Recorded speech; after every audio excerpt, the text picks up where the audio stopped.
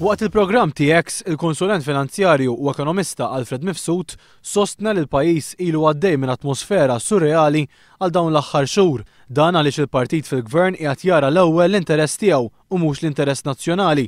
Mifsud isostni illi kieku l-gvern poġġa lil pajjiż l-ewwel kien imur għal vot ta' fiduċja meta ra illi m'għandux maġġoranza parlamentari u mhux kompla jkaxkar saqajh. Issa qiegħed anke jilgħab bid-data tal-budget. Ġifieri skont inti il-budget jisa karta li qed jilgħab il-gvern li juża fl-aħjar ħin għalih? Skont Malta kollha, mhux skont jien jiġifieri huwa ċar li huwa hekk, jiġifieri ejja niftehmu. Kieku rid jgħaddi l-budget issa se tgħaddi għax Tonio Borg għadu membru tal-Parlament, m'għandux problema. Fil-programm ipparteċipa wkoll opinjonista Godfrey Grima illi sostna illi lanqas fit-triq ma hemm fiduċja sħiħa fil-gvern.